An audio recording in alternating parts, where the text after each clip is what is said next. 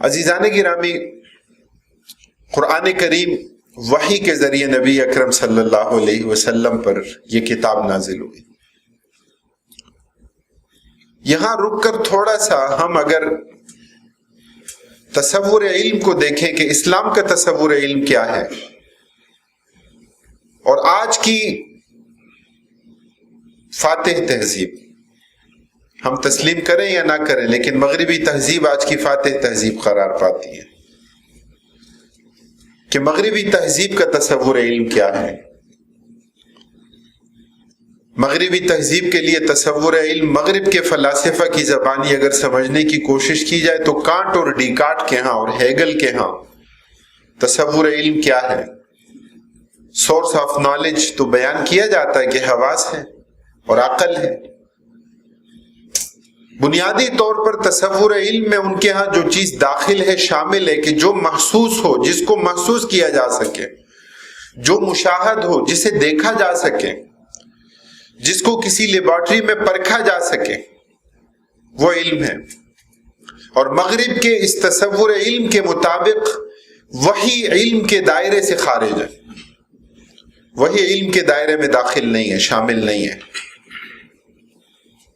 اور یہی وجہ ہے کہ مستشرقین کو یہ بات سمجھ میں نہیں آتی۔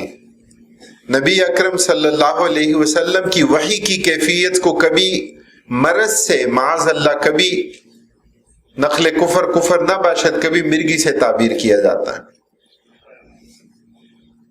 منٹگمری واٹ مستشرقین میں نسبتاً وہ شخص کہ جو ذرا معتدل تھا، آپ صلی اللہ علیہ وسلم کی مکی زندگی کے بارے میں الگ کتاب لکھی اور آپ کی مدنی زندگی کے حوالے سے الگ کتاب لکھی۔ منٹگمری واٹ نے کہا کہ ہمارے مستشرقین وحی کو نبی اکرم صلی اللہ علیہ وسلم کی بیماری یا آپ کے لیے مرگی کی کیفیت سے تعبیر کرتے ہیں، تو کہا کہ یہ کہنا درست نہیں ہے۔ تو کیا منٹگمری واٹ نے آپ صلی اللہ علیہ وسلم کی وحی کو تسلیم کیا؟ نہیں، اس لیے کہ بنیادی فرق تصور علم کا ہے۔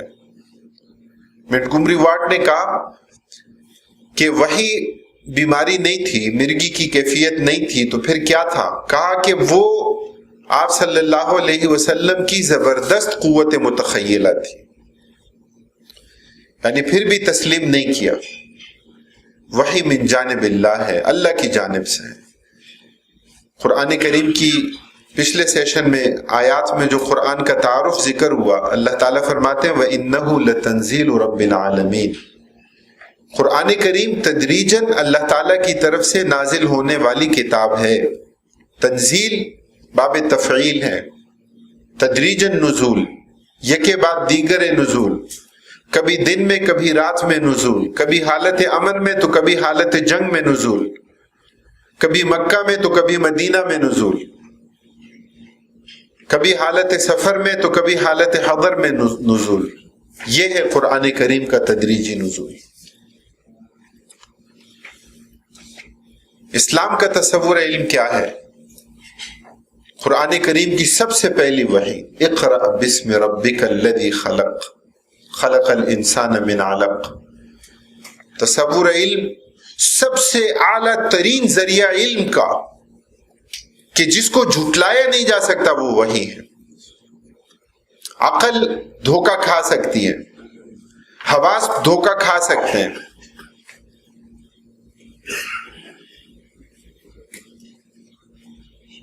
علامہ اقبال رحمہ اللہ نے اسی کیفیت کو تعبیر کیا۔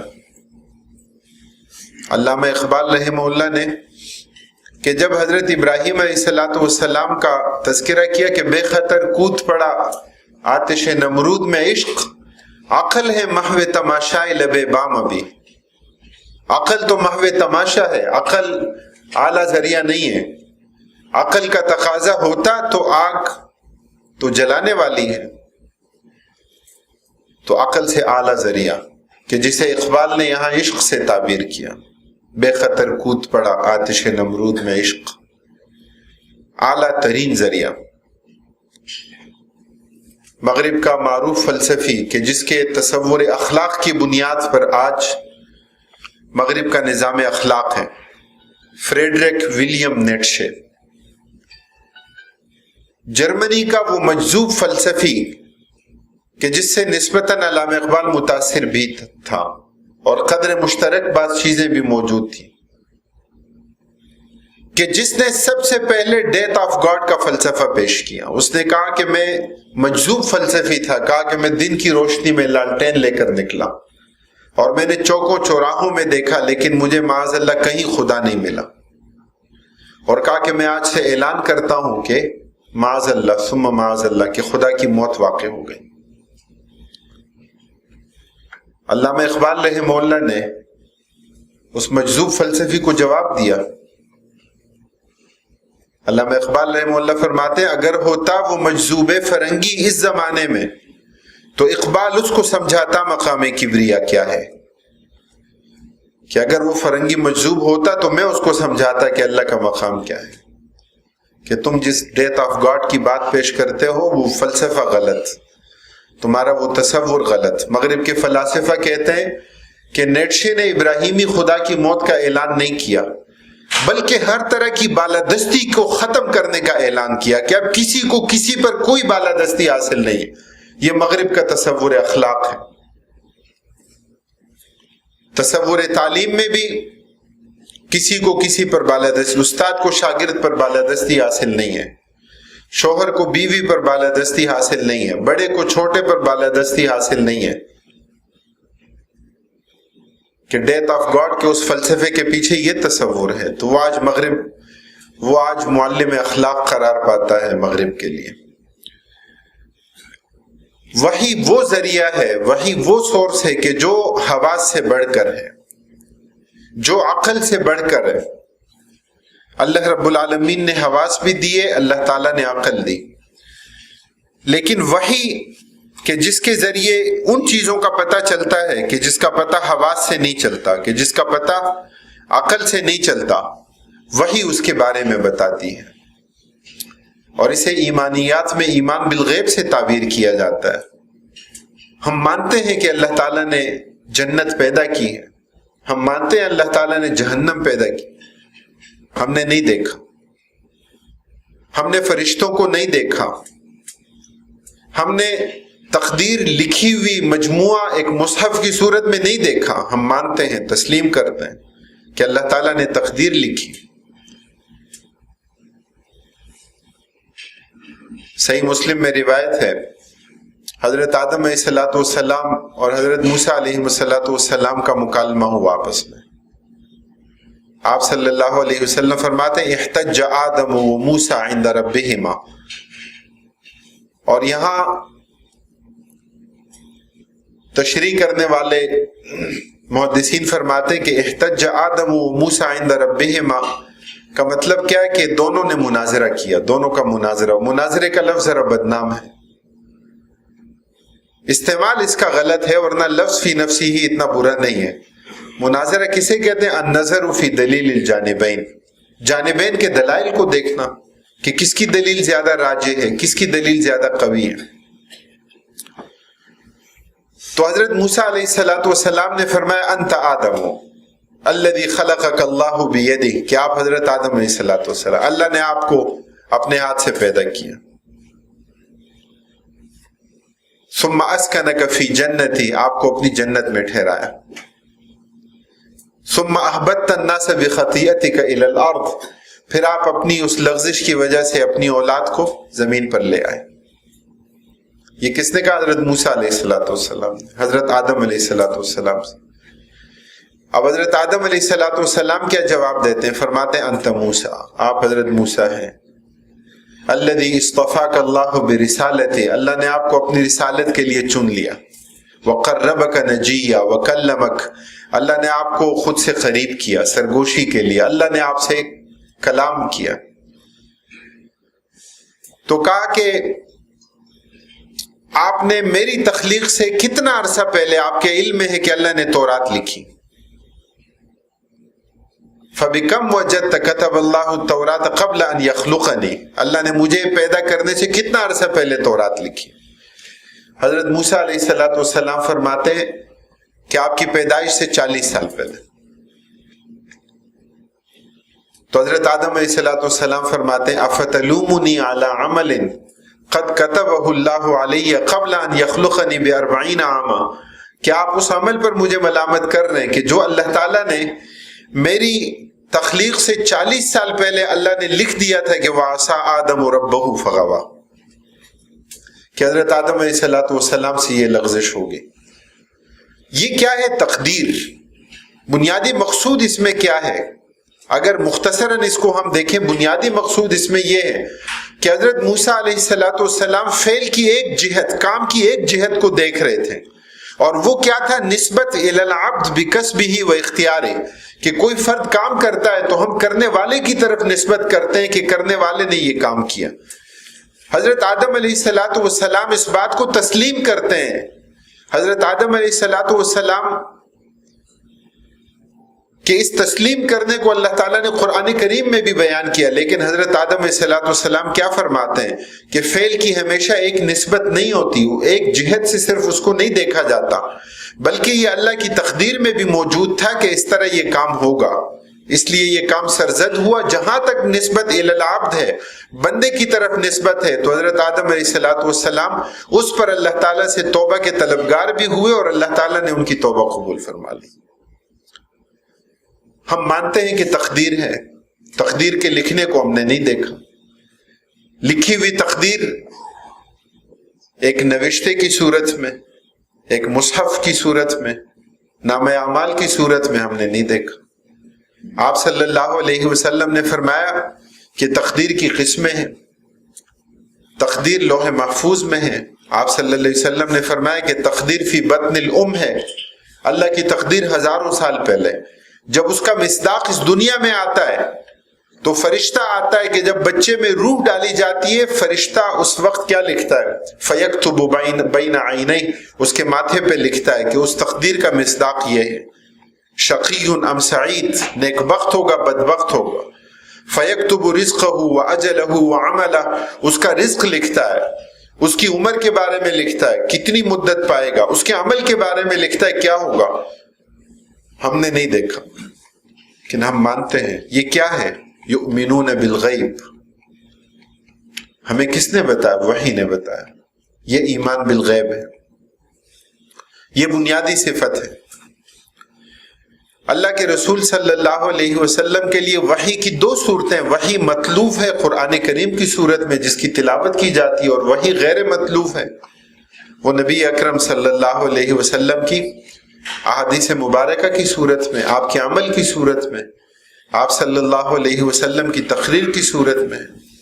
وَمَا يَنْطِقُ عَنِ الْهَوَىٰ إِنْ هُوَ إِلَّا وَحْيٌ يُوحَىٰ، کہ آپ صلی اللہ علیہ وسلم کی باتیں اللہ تعالیٰ کی طرف سے ہیں۔ تو آپ صلی اللہ علیہ وسلم کے لیے نزول وحی کے مختلف طریقے۔ حضرت حارث بن ہشام نے نبی اکرم صلی اللہ علیہ وسلم سے پوچھا، حضرت عائشہ صدیقہ رضی اللہ تعالیٰ عنہ اس روایت کو بیان کرتے ہیں صحیح بخاری میں، کیف یأتیک الوحی، کہ آپ صلی اللہ علیہ وسلم پر وحی کیسے آتی ہے، وحی کی کیا کیفیت ہوتی ہے؟ آپ صلی اللہ علیہ وسلم نے فرمایا احیانا یأتینی مثل سلسلۃ الجرس، کہ کبھی مسلسل مجھے گھنٹیاں سی بجنے کی آواز آتی ہے، اور آپ صلی اللہ علیہ وسلم فرماتے ہیں وَهُوَ أَشَدُّ عَلَيَّ، کہ یہ کیفیت مجھ پر انتہائی گراں گزرتی ہے۔ صحیح بخاری میں آپ صلی اللہ علیہ وسلم کی پہلی وحی کی کیفیت بیان کی گئی۔ آپ صلی اللہ علیہ وسلم غار حرا میں تھے، جبرائیل امین تشریف لائے، آپ صلی اللہ علیہ وسلم سے کہا اقرا، آپ نے فرمایا ما انا بقاری، پڑھو، آپ نے فرمایا میں پڑھنے والا نہیں ہوں۔ آپ النبی الامی تھے، یہ آپ کی اعلیٰ صفت تھی۔ آپ صلی اللہ علیہ وسلم اپنے ہاتھ سے لکھ نہیں سکتے تھے، آپ کسی لکھی ہوئی تحریر کو پڑھنے پر قادر نہیں تھے، کسی اور کے بارے میں ہو تو عیب ہے۔ آپ صلی اللہ علیہ وسلم کی اعلیٰ و عرفہ شان کو بیان کیا، اور اس میں اللہ کی حکمتیں کار فرما ہیں۔ حکمت کیا کار فرما ہے کہ آپ صلی اللہ علیہ وسلم تلمیذ الرحمن ہیں، اللہ تعالیٰ نے قرآن کی تعلیم دی، اللہ تعالیٰ نے اس بات کا فیصلہ کیا کہ آپ صلی اللہ علیہ وسلم لکھنے کے لیے بھی کسی کے شاگرد نہ بنے، کسی کے لیے آپ زانوئے تلمس طے نہ کریں.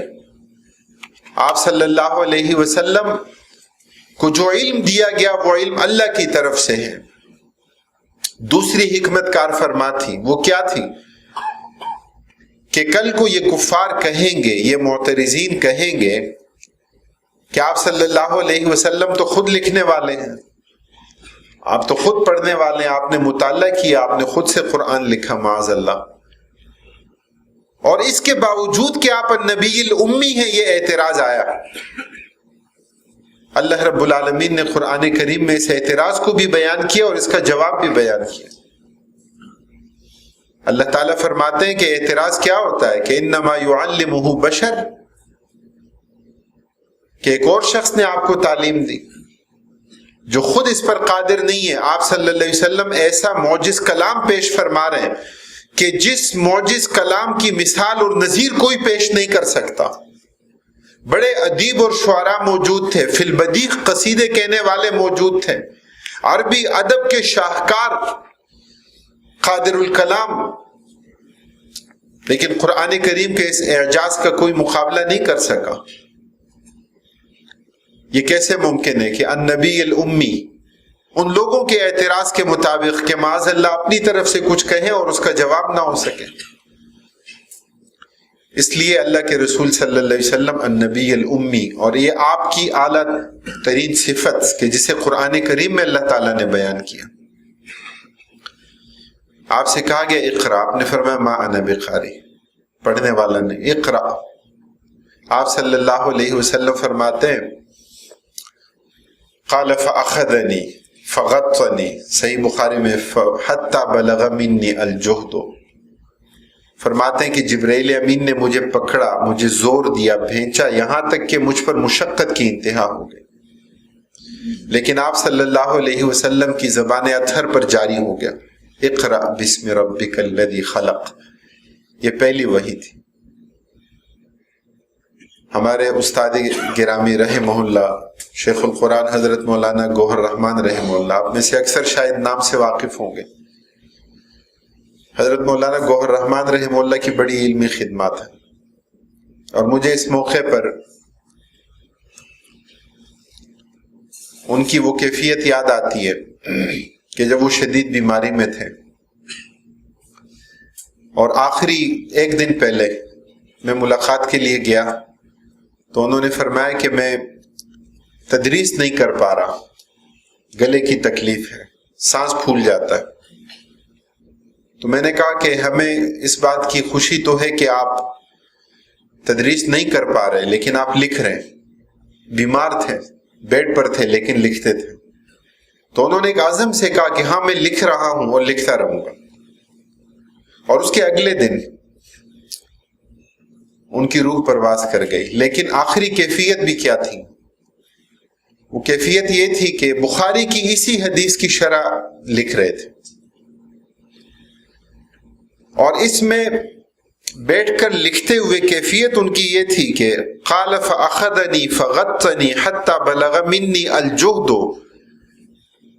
حتی بلغ منی الجہد، یہاں تک کہ مجھ پر مشقت کی انتہا ہو گئی. الجہد کی دال پر آ کر ان کا قلم نیچے پھسلا اور ان کی روح پرواز کر گئی. تو اللہ تعالیٰ اپنے بعض خاص بندوں سے دین کی خدمت کا کام لیتا ہے. خدا یاد آئے جن کو دیکھ کر وہ نور کے پتلے، نبوت کے یہ وارث ہیں، یہی ہیں ذل رحمانی. انہی کی شان کو زیبا نبوت کی وراثت ہے، انہی کا کام ہے دینی مراسم کی نگہبانی. اور رہیں دنیا میں اور دنیا سے بالکل لا تعلق ہوں، اور پھریں دریا میں اور ہرگز نہ کپڑوں کو لگے پانی. یہ کیفیت ہوتی ہے کہ جن سے اللہ تعالیٰ اپنے دین کی خدمت کا کام لیتے ہیں. تو پہلی وحی نبی اکرم صلی اللہ علیہ وسلم کی، آپ صلی اللہ علیہ وسلم سے کہا گیا اقرا، آپ نے فرمایا ما انا بقاری. لیکن پہلی وحی 5 آیات میں اسلام کا تصور علم دے دیا گیا. الف سے انار اور بے سے بکری نہیں، الف سے اللہ. اقرا بسم ربک الذی خلق، پڑھو اپنے رب کے نام سے جس نے پیدا کیا.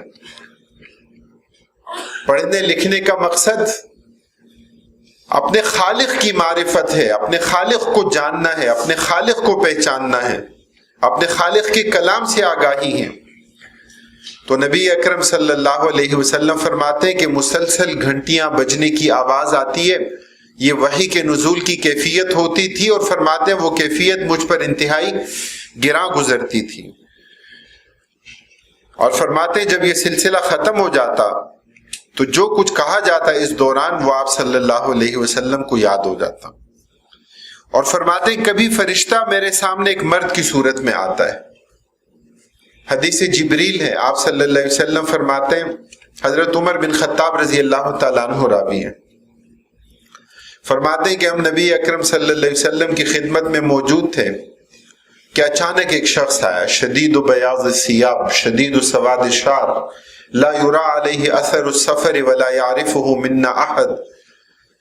ایک ایسا شخص آیا، سفید کپڑے اس نے پہنے ہوئے، کال انتہائی بال اس کے کیا تھے، انتہائی کالے تھے. لا یرا علیہ اثر السفر ولا یعرفہ منا احد، سفر کے آثار دکھائی نہیں دیتے، اور ہم میں سے کوئی فرد اسے جانتا بھی نہیں تھا. یعنی اگر وہ قریب کا تھا تو ہم پہچان لیتے، اور اگر وہ دور کا تھا تو سفر کے آثار دکھائی دیتے. حضرت عمر رضی اللہ تعالیٰ عنہ اپنی حیرت کو بیان فرماتے ہیں. اور پھر اس آنے والے نے آ کر باادب بیٹھ کر نبی اکرم صلی اللہ علیہ وسلم سے 5 سوالات پوچھے. یا محمد صلی اللہ علیہ وسلم اخبرنی عن الایمان، ایمان کے بارے میں بتائیے. اخبرنی عن الاسلام، اسلام کے بارے میں بتائیے. اخبرنی عن الاحسان، احسان کے بارے میں بتائیے. اخبرنی عن الساعہ، قیامت کے بارے میں بتائیے. اور آپ صلی اللہ علیہ وسلم نے فرمایا مل مسئول عنہا بعالم من السائل، مسئول سائل سے زیادہ نہیں جانتا. جس طرح تمہیں نہیں پتا قیامت کب آئے گی، اس طرح مجھے بھی نہیں پتا. اور 5واں سوال کیا تھا، فاخبرنی عن اماراتہا، کہ قیامت کی نشانیاں بتائیے. آپ صلی اللہ علیہ وسلم نے نشانیاں بتائی. جب وہ چلا گیا آپ صلی اللہ علیہ وسلم نے صحابہ سے پوچھا جانتے ہو یہ آنے والا کون تھا؟ تو صحابہ نے کہا ہم نہیں جانتے. آپ نے فرمایا یہ جبرائیل امین تھے. اتاکم یعلمکم دینکم، اس مقصد کے لیے تشریف لائے تھے تاکہ تمہیں تمہارے دین کی تعلیم دیں. سوال جواب سے مقصود ان کے اپنے علم میں اضافہ نہیں تھا، اس لیے کہ فرشتے لا یعصون اللہ ما امرہم ویفعلون ما یؤمرون، فرشتوں کی سرشت میں معصیت نہیں ہے. جس مقصد کے لیے پیدا کیا بس وہی کام کرنا ان کا مقصد. چونکہ ان کو وہ ضروریات اور وہ حوائج ان کی نہیں ہے کہ جس طرح انسانوں کی ہے. کبھی جبرائیل امین حضرت دحیہ کلبی رضی اللہ تعالیٰ عنہ کی صورت اختیار کر کے تشریف لاتے تھے. صحابہ کرام رضوان اللہ علیہ مجمعین فرماتے ہیں کہ ہمیں یوں لگتا تھا جیسے حضرت دحیہ رضی اللہ تعالیٰ عنہ آپ صلی اللہ علیہ وسلم کی مجلس میں تشریف لائے ہیں. وہ حضرت دحیہ نہیں ہوتے تھے، وہ جبرائیل امین ہوتے تھے، ان کی صورت اختیار کر کے تشریف لاتے ہیں. کبھی کسی اجنبی کی صورت اختیار کر کے تشریف لاتے ہیں. نبی اکرم صلی اللہ علیہ وسلم پر نزول وحی کی تیسری صورت کیا تھی؟ انسانی شکل میں آنے کے بغیر اپنی اصلی صورت میں دکھائی دیتا ہے. آپ صلی اللہ علیہ وسلم کی حیات طیبہ میں ایسا 2 مرتبہ یا 3 مرتبہ ہوا، علی سبیل الاختلاف بین الروایات، کہ اللہ کے رسول صلی اللہ علیہ وسلم نے جبرائیل امین کو ان کی اپنی اصلی شکل و صورت میں دیکھا. ایک موقع کو آپ صلی اللہ علیہ وسلم نے بیان فرمایا. آپ نے فرمایا کہ میں نے سر اٹھا کے دیکھا تو فرمایا کہ میں نے پورے افق پر وسعت دیکھی اور جبرائیل امین کے پروں کو دیکھا. یعنی یہ اصلی شکل و صورت تھی کہ جس میں اللہ رب العالمین نے نبی اکرم صلی اللہ علیہ وسلم کو دکھایا. آپ صلی اللہ علیہ وسلم کے لیے نزول وحی کی چوتھی صورت کیا تھی؟ براہ راست بغیر کسی واسطے کے اللہ تعالیٰ سے ہم کلام ہونا. تو معراج کے موقع پر اور ایک مرتبہ نیند کی حالت میں، انبیاء کرام علیہ الصلوۃ والسلام کی نیند کی حالت بھی بیداری کی حالت.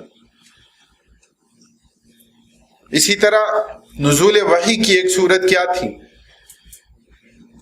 کہ جبرائیل امین کسی بھی صورت میں تشریف لائے بغیر آپ صلی اللہ علیہ وسلم کے قلب اطہر میں کوئی چیز القاء فرما دیتے تھے، اور آپ صلی اللہ علیہ وسلم کو اس کا پورا علم، کامل علم نبی اکرم صلی اللہ علیہ وسلم کو حاصل ہو جاتا تھا۔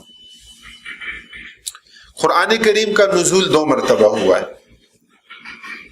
قرآن کریم کا ایک نزول وہ ہے کہ جو لوح محفوظ سے بیت عزت کی طرف، پہلے آسمان پر فرشتوں کا قبلہ، لوح محفوظ سے بیت عزت کی طرف قرآن کریم کا نزول یک بارگی ہوا، ایک ہی مرتبہ قرآن کریم نازل کر دیا گیا۔ اور دوسری مرتبہ،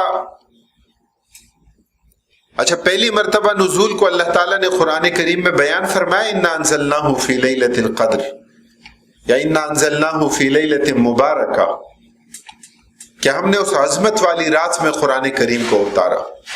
یہ لوح محفوظ سے بیت عزت کی طرف قرآن کریم کا نزول تھا۔ اور دوسرا نزول قرآن کریم کا تدریجاً نبی اکرم صلی اللہ علیہ وسلم کے قلب اطہر پر، وَإِنَّهُ لَتَنزِيلُ رَبِّ الْعَالَمِينَ نَزَلَ بِهِ الرُّوحُ الْأَمِينُ عَلَى قَلْبِكَ لِتَكُونَ مِنَ الْمُنذِرِينَ بِلِسَانٍ عَرَبِيٍّ مُبِينٍ۔ قرآن کریم کا تعارف خود قرآن کی زبان میں۔ نبی اکرم صلی اللہ علیہ وسلم پر قرآن کریم تدریجاً نازل ہوا۔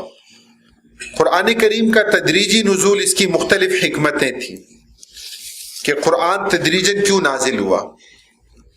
آپ صلی اللہ علیہ وسلم سے مطالبہ کیا جاتا رہا، لولا نزل علیہ القرآن جملۃ واحدہ، کہ آخر قرآن کریم ایک ہی مرتبہ یک بارگی قرآن نازل کیوں نہیں ہوا۔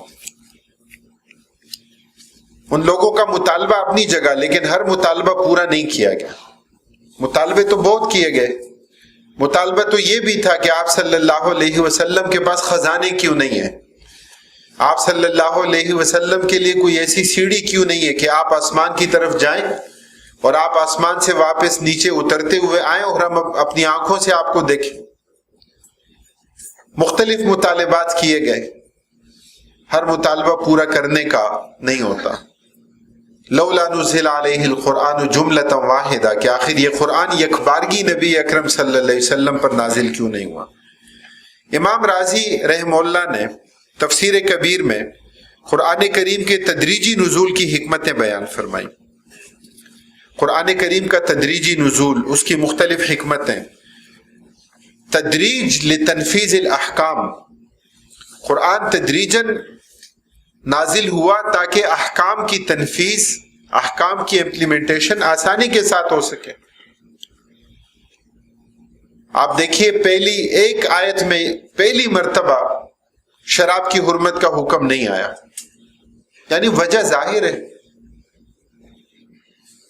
ایک ایسا معاشرہ کہ جہاں پر شراب ایک لازمی مشروب کے طور پر پیش کی جاتی تھی، کہ جہاں پر بازار سے لانے کی ضرورت اپنی جگہ، لیکن وہاں گھروں میں شراب تیار کی جاتی تھی، کہ جہاں گھروں میں مٹکوں میں شراب موجود ہوتی تھی، کہ جہاں اس معاشرت میں سب شراب بنانے کے طریقے سے آگاہ اور واقف تھے، کہ کب جا کر وہ نبیذ بنتی ہے اور کب جا کر اس میں مزید گاڑھا پن آتا ہے تو وہ شراب بن جاتی ہے، اور کب مسکر ہو جاتی ہے، نشہ آور ہو جاتی ہے۔ تو اس لیے پہلے شراب کی خباثت کو، اس کی شناعت کو بیان کیا گیا، اس بات کا حکم دیا گیا کہ اس نشے کی حالت میں تم نماز مت پڑھو، لا تقربوا الصلاۃ وانتم سکارا۔ شراب کی خباثت کو، اس کی شناعت کو بیان کیا گیا، اور تیسری آیت میں جا کر اس بات کا حکم دیا گیا کہ اب اس کے بعد شراب حرام، اور پھر حرمت کا ایسا قطعی حکم کہ جن برتنوں میں شراب تیار کی جاتی تھی ان کا استعمال ممنوع قرار پایا، جن برتنوں میں شراب سرو کی جاتی تھی ان کا استعمال ممنوع قرار پایا۔ نقیر، مزفت، الدباء، صحابہ کرام رضوان اللہ علیہ مجمعین نے آپ صلی اللہ علیہ وسلم سے 4 طرح کے برتنوں کے بارے میں پوچھا۔ وفد عبد القیس آپ صلی اللہ علیہ وسلم کی خدمت میں حاضر ہوا تو پوچھا، آپ صلی اللہ علیہ وسلم نے ان برتنوں کے استعمال کی بھی ممانعت کر دی، اس لیے کہ اگر یہ موجود ہوں گے پھر سے دل میں کوئی خواہش اور طلب آ سکتی ہے، اور پھر سے کوئی آمادگی اس کے لیے آ سکتی ہے، تو آپ صلی اللہ علیہ وسلم نے سد للباب سد للذریعہ، سد باب کے طور پر آپ نے ان برتنوں کے استعمال سے منع فرمایا، اگرچہ بعد میں جا کر اس کی اجازت مل گئی، لیکن پوری طرح روکنا مقصود تھا، شراب کی خباثت کو دل و دماغ میں بٹھانا مقصود تھا۔ تو تدریج لتنفیذ الاحکام، قرآن کریم تدریجاً نازل ہونے والی کتاب، اور پورے عرصے میں آپ صلی اللہ علیہ وسلم کی حیات طیبہ میں، یعنی آخر وقت تک آپ دیکھیں قرآن کریم کا نزول بھی جاری ہے، احکام کا نزول اور احکام کی ترتیب بھی جاری ہے، اور اس میں آپ صلی اللہ علیہ وسلم کے اضطراب کو اور آپ کی شفقت کو اور آپ کی محبت کو دیکھیں کہ کتنے واقعات ایسے ہیں، کتنی چیزیں ایسی ہیں کہ آپ صلی اللہ علیہ وسلم جن کے بارے میں فرماتے ہیں کہ میں یہ کام اس وجہ سے ترک کر رہا ہوں کہیں تم پر فرض نہ ہو جائے۔ آپ صلی اللہ علیہ وسلم نے قیام اللیل کے حوالے سے آپ اندازہ لگائیں، رات کی نماز 2 راتوں میں نکلے آپ، تیسری رات میں نہیں نکلے۔ آپ صلی اللہ علیہ وسلم نے صحابہ کرام نے پوچھا صبح، یا رسول اللہ ہم تو انتظار میں تھے آپ تشریف لائیں گے، آپ نے فرمایا ہاں تم پڑھ لیا کرو، میں اس لیے نہیں آیا کہ کہیں یہ نماز تم پر فرض نہ ہو جائے۔ آپ نے مسواک کے بارے میں فرمایا، آپ صلی اللہ علیہ وسلم نے پڑوسی کے حقوق کے بارے میں فرمایا۔ تو آپ کی امت کے لیے شفقت اور آپ کی رحمت نبی اکرم صلی اللہ علیہ وسلم کی ظاہر ہوتی ہے۔ تو تدریج لتنفیذ الاحکام، امام راضی رحمہ اللہ فرمایا اگر پورا قرآن ایک دفعہ نازل ہو جاتا تو تمام احکام کی پابندی فوراً لازم ہو جاتی، اور یہ اس حکیمانہ تدریج کے خلاف ہوتا جو شریعت محمدی علی صاحبہ الف الصلاۃ والسلام میں ملحوظ رہی ہے۔ تدریجی نزول میں دوسری حکمت کار فرما تھی کیا؟ آپ صلی اللہ علیہ وسلم کے لیے تسلی، آپ کو اذیتیں دی گئیں، آپ صلی اللہ علیہ وسلم کو ستایا گیا، صحابہ کرام کو ستایا گیا، وہ واقعات آپ کے سامنے، آپ حضرت یاسر کے گھر والوں کے پاس سے گزرتے، حضرت یاسر معمر سفید ریش، حضرت عمار نوجوان، حضرت سمیہ رضوان اللہ علیہ مجمعین، کتنا ستایا گیا۔ ابو جہل نے صرف جسمانی گھاؤ نہیں دیے، نبی اکرم صلی اللہ علیہ وسلم نے اس کے بارے میں اگر فرمایا کہ فرعون هذه الامہ، تو اس کے اسباب موجود ہے کہ اس امت کا فرعون کیوں ہے۔ کفر اور شرک کی ہر گلی میں ابو جہل دکھائی دیتا ہے، اور کفر اور شرک میں ایک لیڈر کا کردار ابو جہل نے ادا کیا۔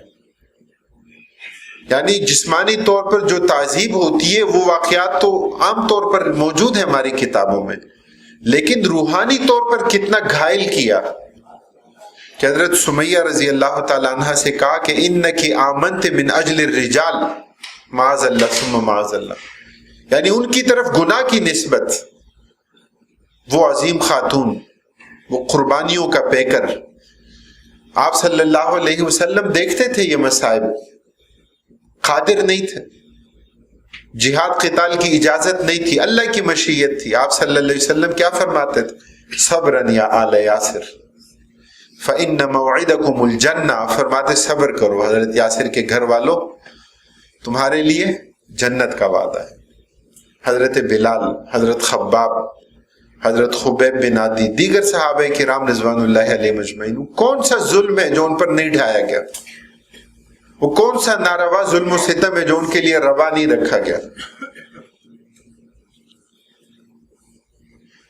حضرت عمر بن خطاب رضی اللہ تعالیٰ عنہ جب ایمان لائے، واقعہ معروف ہے، صحابہ کرام رضوان اللہ علیہ مجمعین سے پوچھا کہ مجھے بتاؤ میرے ایمان لانے پر سب سے زیادہ تکلیف کس کو پہنچی ہوگی؟ تو صحابہ کرام رضوان اللہ علیہ مجمعین نے کہا کہ آپ کے ایمان لانے پر سب سے زیادہ تکلیف ابو جہل کو پہنچی ہوگی۔ حضرت عمر بن خطاب رضی اللہ تعالیٰ عنہ بھی اللہ کے دین کے معاملے میں سخت تھے اور جرأت اور بہادری کا نمونہ تھے۔ دار ارقم سے نکلے، ابو جہل کے گھر آئے، دستک دی، ابو جہل باہر نکلا تو کہا کہ کیا ہوا؟ تو حضرت عمر بن خطاب رضی اللہ تعالیٰ عنہ فرماتے میں تمہیں اطلاع دینے آیا ہوں کہ میں نے ایمان قبول کر لیا۔ اس روایت میں آتا ہے کہ ابو جہل نے فوراً ان کے منہ پر ہاتھ رکھا، کہا یہ کیا کہہ رہے ہو، بیٹھ کر بات کرنا ہے۔ حضرت عمر بن خطاب رضی اللہ تعالیٰ عنہ نے کہا میں تم سے مشورہ لینے نہیں آیا، میں تمہیں بتانے آیا ہوں کہ میں ایمان لا چکا ہوں۔ اور پھر حضرت عمر رضی اللہ تعالیٰ عنہ نے کہا کہ میں تو سمجھتا تھا کہ تم بڑے جری اور بہادر ہو، ایمان لانے والے کمزور مسلمانوں پر، غلاموں کو جو اذیت دیتے ہو، میں سمجھا تھا کہ تم اس پر سیخ پا ہوگے، لیکن وہ کچھ کرنے پر قادر نہیں تھا۔ ابو جہل حضرت حمزہ رضی اللہ تعالیٰ عنہ کا مقابلہ کرنے پر قادر نہیں تھا۔ حضرت عمر رضی اللہ تعالیٰ عنہ وہ تھے کہ مکہ میں بیت اللہ میں کھڑے ہو کر قریش کے سرداروں کو بلایا اور کہا کہ تم میرے بارے میں جانتے ہو،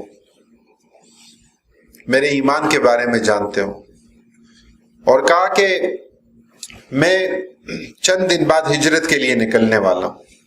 کہا تم میں سے جو اپنی عورتوں کو بیوہ کرنا چاہتا ہے، جو اپنے بچوں کو یتیم کرنا چاہتا ہے، تو وہ اس پہاڑی کے پیچھے پھر مجھے ہجرت سے روک کر دکھائے۔